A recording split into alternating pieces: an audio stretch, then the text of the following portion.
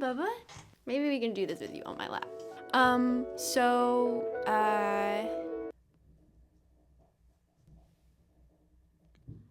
So this is weird. Everything's fine. This is fine. Hey guys, Bad Snacks here. So here's the thing. I've been teaching a lot of Skype lessons as of late, and these are just some common practice techniques for producers. When we produce, we don't often think about it as practicing the way that like an instrumentalist would, but there definitely are ways to do that. So here are just a couple ways that I really like that are pretty objective, and you don't need to be at your creative best in order to do them.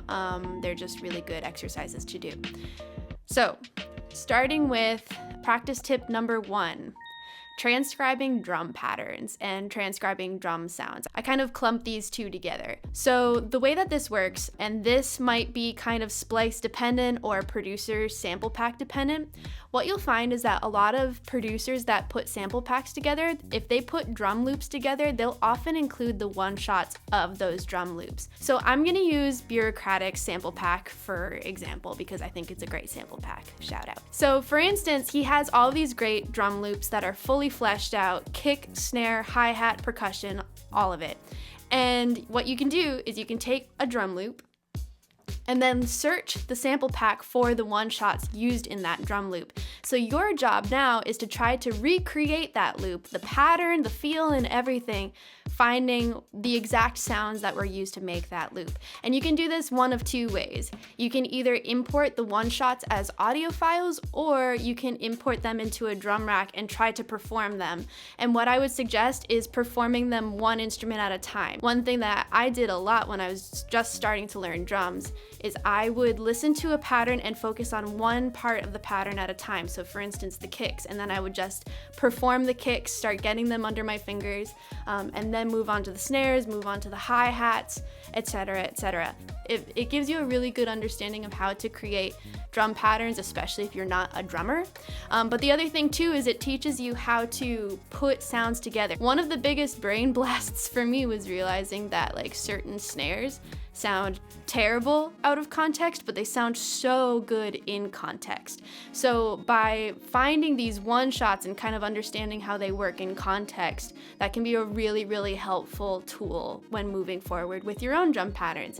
And you're adding tools to your toolbox, so the next time you open up a blank session and to make an 8-bar loop, you might be making some brand new drum patterns that you didn't even realize that you could make, because now you're getting them under your fingers, you're starting to understand how they work together just a little bit more. Practice exercise number 2. Just like transcribing drums, we can also transcribe sounds. A lot of people, when they think of transcription, they think about writing down chords and melodies, listening to things by ear, learning how to do covers, and that is a form of transcription. That's a very popular form of transcription, but you can also transcribe sound design.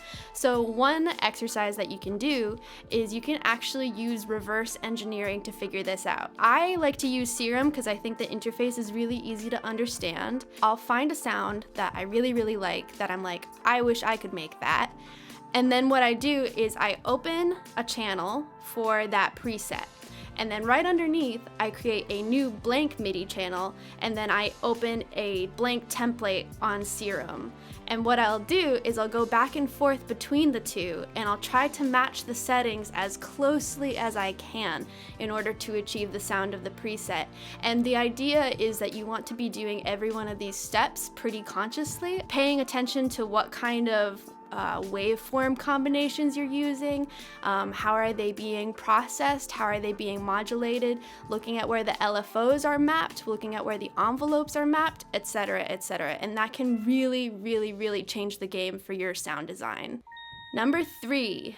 The roadmap exercise. So this exercise was actually taught to me by my first mentor, who is a producer, an amazing teacher, an amazing person named Dot, and she runs her own label called Unspeakable Records and does so many really cool artist programs, like Sonic Identity, and it's just so worth checking out, and it was a huge game changer for me. But one thing that she taught me that was mind-blowing was this thing called the roadmap exercise. And if you've taken a lesson with me, you know exactly what I'm talking about. So the way that this works is that you take a song that you wish that you had produced or written or anything like that.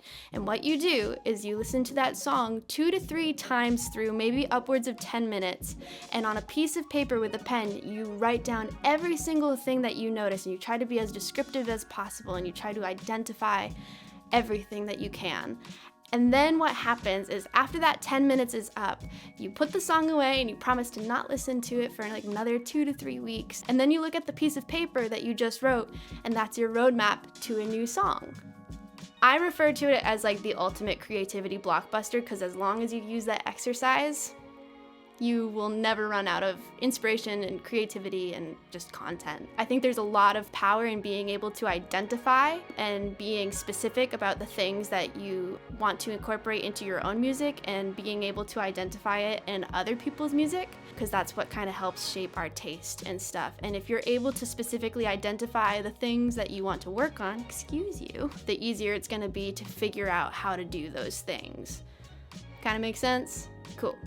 The great thing about these exercises is that as much as they can be creative exercises, I think they're also pretty mechanical, and I think that takes the pressure off of being creative. Maybe. This doesn't have to be the time to make your magnum opus, and I really hope that you guys don't feel that pressure. This is a weird time for literally everyone, so I think it was like my friends that were strictly live musicians that got hit the hardest first. And when Equal Sound made their Corona relief fund for entertainers, it was like a no-brainer for me, because I am really lucky, and for the most part my work had been largely unaffected. And things are definitely changing, and now everybody's affected, and I am personally starting to feel the effects in my own work. You know, we are just wrapping up Neat Tape 2, and I've been so excited to share this project with you guys, and now I have no idea how to go about promoting it. It feels very self-serving, but at the same time, if I don't put this project out, I really deprive myself of work. So it feels all very strange. The first thing, though, is that I do want to thank you guys so much, every single one of you that helped contribute to like my Skype lessons, and Oh Shoot as a single. We helped raise over $1,000 in less than a week for Equal Sound, and that is so cool. I'm so happy and blessed to know that this community can do that, and it makes me feel like the work that I do is really worthwhile. It's very meaningful to me, so thank you guys. Moving forward, I think it would be really helpful for me to hear from you guys, like, how do you think artists should be going about promoting their music right now? I mean, like, I know that we need music, and that sometimes it's the most necessary to keep people's like spirits up, and you know, just to kind of distract them for a little bit. But I do want to release this project, and I think I'm gonna release it early. You know, I'm just figuring everything out and playing it by ear, and I'm trying to be as conscious as I can while doing so. Another thing is I would really love to hear your guys' opinions on what you think is going to happen next in the music industry, and what's going to happen to online music. And, you know, I have a suspicion that things are about to get even more oversaturated than they already are. And with oversaturation comes a reduction in value, just because that's how music has been working anyway. I mean, Spotify doesn't pay their artists that much at all. Streaming is kind of a terrible way to support artists, but it's right now one of the only ways, so it's really important. Please, guys, please keep streaming music. You know, we don't know the future of venues and live music. What do you guys think is going to happen? And how do you think we can move forward? Because we need to start thinking about these things now. I mean, it's stressful to do so. I don't want to be thinking about these things, but we kind of have to. Also, I just want to say that if you are in a position where you can give anything, please think about your neighbors, think about your community. The thing is, it's like we can't wait for our governments to help us, and we can't wait for our governments to help our communities. So if you know of any organizations that you're helping out or that you think are in need of being helped out, like, please comment with them below, post about them. We're gonna figure this out. We have to figure this out. Yeah, thank you guys for watching, and I hope that this helps you guys out. And again, please, like, don't put on the pressure to make your next greatest masterpiece. This is not the time for that. I mean, it could be a time for self-reflection or improving, or maybe you are taking advantage of it and working on your projects and stuff, but nobody's expecting that of you. Just remember that. Yeah, I think that's basically it. You just want to go for a walk. You're tired of this. You don't even know what YouTube is.